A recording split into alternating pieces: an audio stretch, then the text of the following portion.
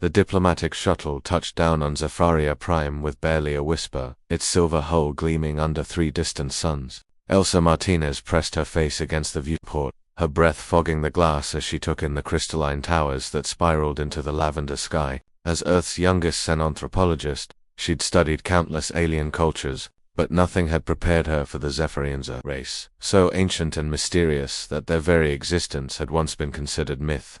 "Remember," her colleague Dr. Jack Sun murmured beside her, adjusting his translation collar, "we're here as observers. The coronation ceremony is sacred to them. Don't touch anything, don't stray from the designated paths, and for heaven's sake, don't make eye contact with the royal guard."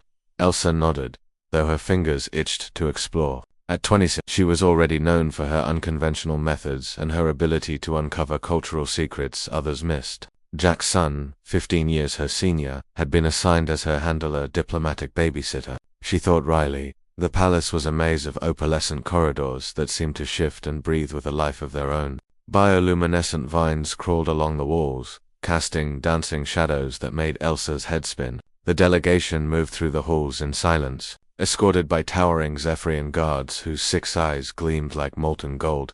During a brief respite, Elsa noticed something peculiar, a section of wall that pulsed with a different rhythm than the rest. Her scientific curiosity blazed to life. While Jack's son was distracted by a conversation with the Terran ambassador, she slipped away, her footsteps silent on the living floor. The wall opened at her touch, revealing a hidden passage bathed in soft azure light. Elsa knew she should turn back, but the anthropologist in her couldn't resist. She followed the corridor, her heart hammering with equal parts fear and excitement. The passage opened into a vast chamber that took her breath away. Steam rose from an enormous pool that seemed to be carved from a single piece of luminous stone. The water, if it could be called water, shimmered with colors that didn't exist in Earth's spectrum. Intricate glyphs covered every surface, pulsing with an inner light, but it was what floated in the center of the pool that made Elsa freeze. A figure hung suspended in the iridescent liquid, clearly Zephyrian but unlike any she'd seen. This being was smaller, more delicate, with skin that shifted through shades of pearl and moonstone.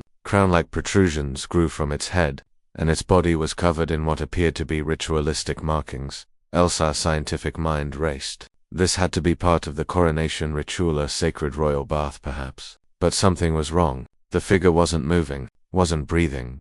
Before she could process what she was seeing, the pool began to churn. The suspended figure's eyes snapped open, all 6 of them, and locked onto Elsa. A telepathic scream pierced her mind. Filled with terror and desperation, "Run," the voice commanded, somehow speaking in perfect English directly into her thoughts. "They cannot know you've seen me. They cannot know I'm Elsa." Jack's son's voice shattered the moment. He burst into the chamber, his face pale with horror. "What have you done?" The doors exploded inward. Royal guards poured in, their bodies rippling with barely contained aggression. Behind them strode a figure in flowing robes, the High Chancellor. The Zephyrians had called him. His expression was cold fury incarnate. "She has violated the sacred chamber," the Chancellor hissed, his voice like grinding stone. "The penalty is death." Elsa's mind reeled, but years of training kicked in. "I invoke the right of cultural exchange," she said, her voice steadier than she felt. "Under the intergalactic accords, any researcher who stumbles upon forbidden knowledge may claim sanctuary. If they can prove the knowledge serves a greater purpose." The Chancellor's multiple eyes narrowed. "You dare wait," Jack's son interrupted, stepping protectively in front of Elsa. "She's right. The accords are clear. If Dr. Martinez has discovered something that affects interspecies relations, she must be heard." A tense silence filled the chamber. Finally, the Chancellor made a sharp gesture. The guards seized both humans, but they weren't killed. Instead, they were dragged to a private chamber and forced to sit while the Chancellor paced before them.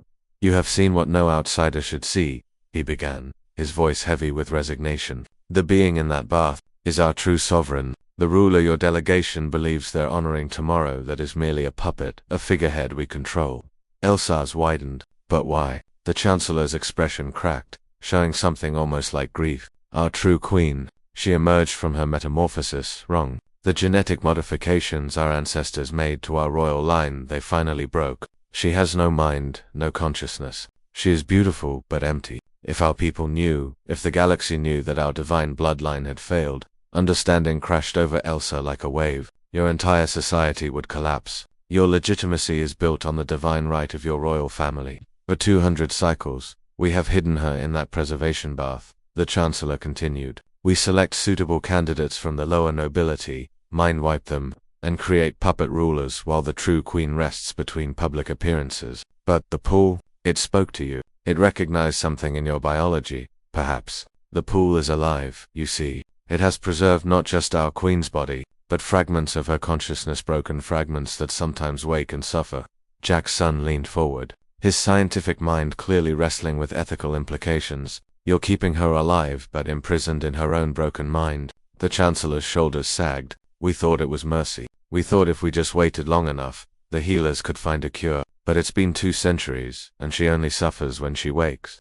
Elsa felt a profound sadness settle over her. This was the secret nobody should know, not because it was evil, but because it was tragic. A civilization trapped by its own mythology, unable to let go of the past, condemning their true ruler to an eternal half-life. You could let her go, Elsa said softly. Let her die with dignity. And then what? The Chancellor's voice broke. Revolution, civil war, the collapse of everything we've built. For a long moment, silence reigned. Then Jack's son spoke, his voice gentle but firm. That's not your choice to make alone. Every civilization deserves the truth about itself, even if the truth is painful.